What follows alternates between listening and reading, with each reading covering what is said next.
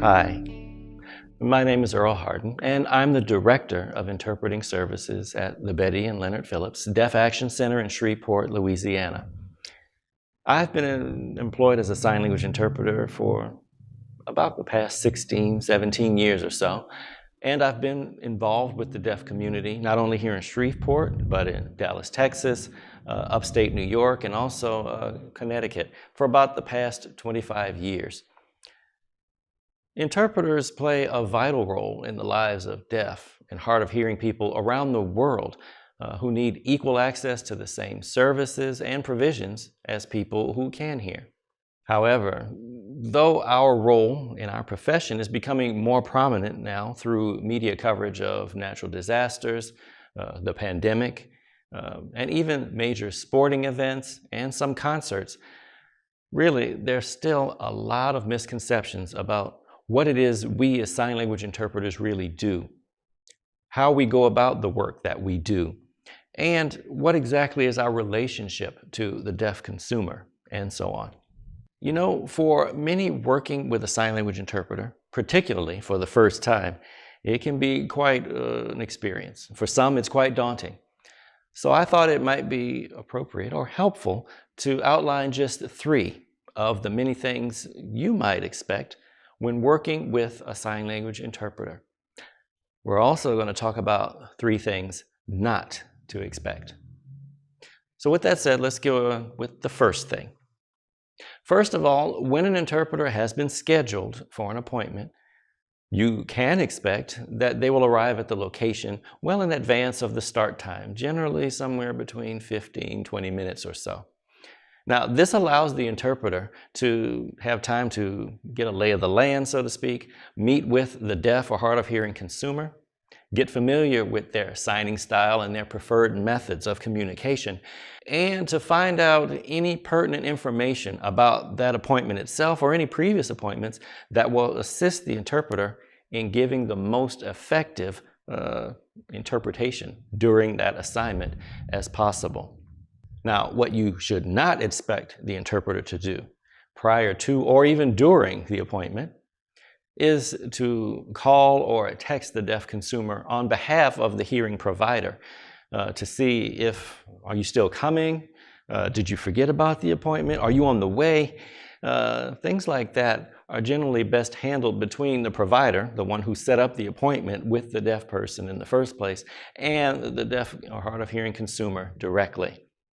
Also, do not expect the interpreter to relay messages remotely to or from the deaf person, such as when their next appointment is, here's the prescription that the doctor wanted you to have, or other things that should best be handled directly between the office or the provider and the deaf consumer. Generally, the deaf consumer has already provided their contact information to the provider so that they can easily be reached. Usually one of those numbers will include a video phone, which enables immediate and quick, effective communication between the 2 parties. Also, what you should not expect the interpreter to do before or after the appointment is to pick up or drop off the deaf consumer back home or from home. Remember, these individuals set up their own appointment. The interpreter's job is to just meet them at the location of the appointment and handle that. And then when it's over, they go their separate ways.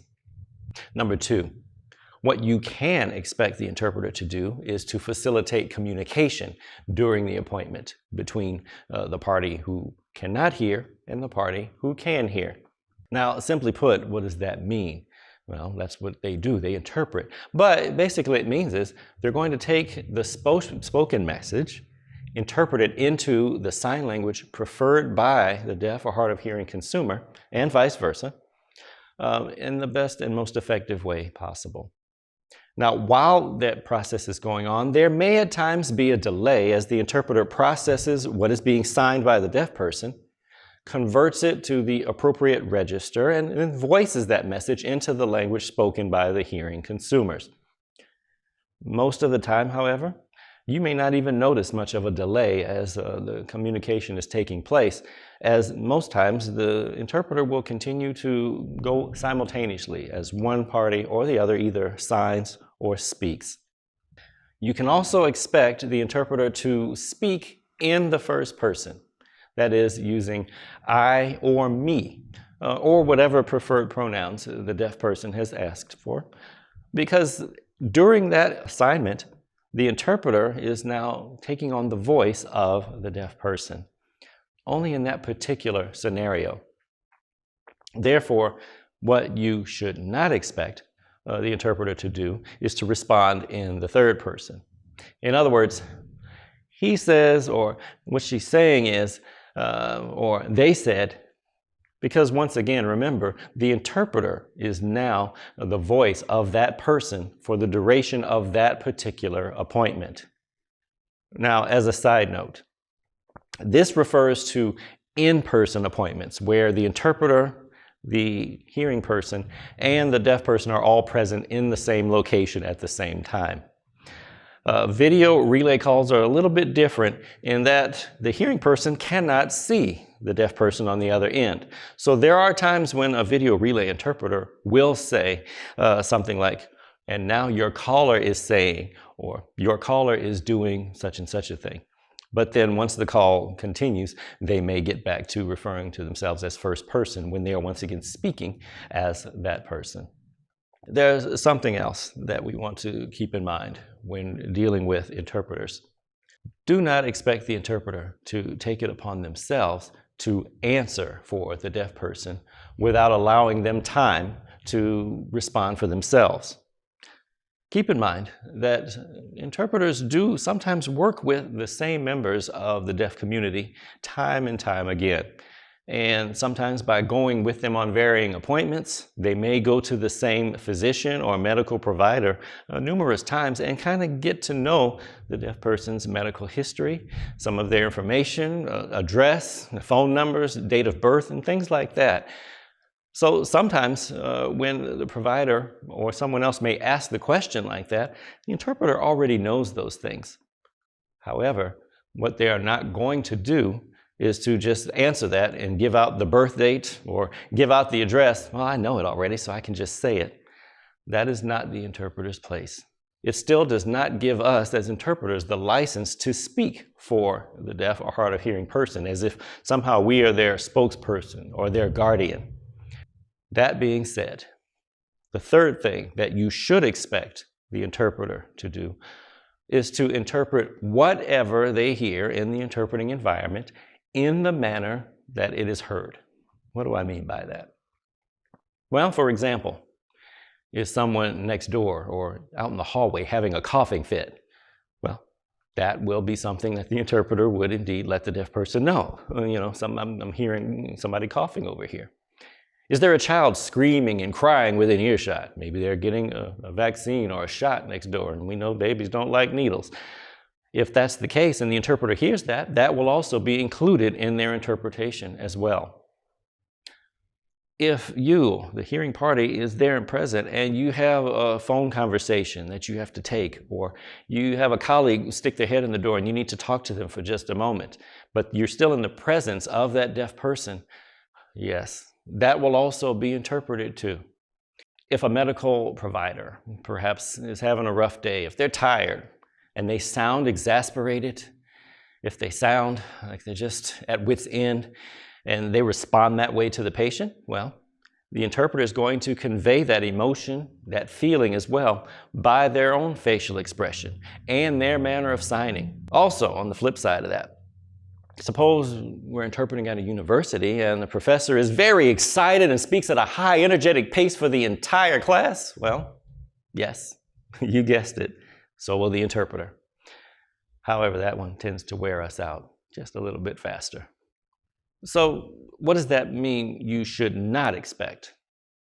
Well, because we interpret everything that we hear, if you ask us to, just keep this between me and you, you don't have to tell this, you don't have to sign this to them. Well, guess what I'll have to sign to the deaf person? What you should not expect is for a private conversation to happen right there in the same space or the presence of the deaf person between me, the interpreter, and you, the hearing consumer. As a general rule in the interpreting profession, if we hear it, we interpret it. So, that being said, if you don't expect your personal phone call to be interpreted, please just hold the call until later or take it outside. Also, you should not expect the interpreter, which is your right to expect, to sanitize the message. That means whether it's from the deaf person or the hearing person, by clarifying what we may think was meant. Sometimes a message may be somewhat clipped or harsh or includes some language in there. It's like, whoa, well, what I think he's saying is this. That's not the interpreter's job. Our reason for being there is to present the message as it was presented, in the way that it was presented. So even if the language included from either party may be offensive, and sometimes it is, if there are slurs, profanity, or even some other form of politically incorrect speech, for example, if one or both of the parties says something and has the intent behind it and means what they say, even if the language is offensive, that is what the interpreter will either sign or voice. Now, that doesn't mean, however, that if a particular sign has varying meanings, say like a bodily function, and sometimes one of those meanings might be profane, well, that's not the one that we're automatically going to go to as our default just because we see that sign. Interpreters consider the setting in which the sign is used at a particular time. So if at a medical appointment, for instance, a deaf patient is describing how often they go to the restroom and what's happening in the restroom, what they see and what they experience, you don't have to expect a stream of four-letter words to come out of the interpreter's mouth just because they see a particular sign that describes a bodily function. No, that's not what's going on in that particular case, nor in that context. And one other note, please, really, please don't expect the interpreter to provide on command a quick class or Cliff's Notes of dirty signs that can be used to amuse others. That's not why the interpreter is there in a professional capacity. Also, you have every right to expect that the interpreter will not include their own opinions, their own experiences, or their own beliefs, or otherwise, into the interpreted message. They are there to facilitate communication between two or more parties. They're not there to have a private audience and speak about what they feel or what they think. Wow. That felt like a lot, didn't it? And believe me, I just scratched the surface of the things that you might expect or you should not expect when working with a sign language interpreter. There are so many other things and aspects that we could talk about, but we only have limited time. If, however, you would like more information about working with interpreters, feel free to contact the Deaf Action Center here in Shreveport, Louisiana, or look for the local sign language interpreting agency in your area, the one that's closest to you. So, if you find yourself working with an interpreter in the future, please keep all these points in mind that we talked about. If you do, what you can expect is a smooth, easygoing appointment, meeting, or consultation with the deaf person or hard of hearing person. What wouldn't you expect in such a case? Well, a breakdown of communication. Thank you so much for your time and attention, and we hope this information has been helpful to you.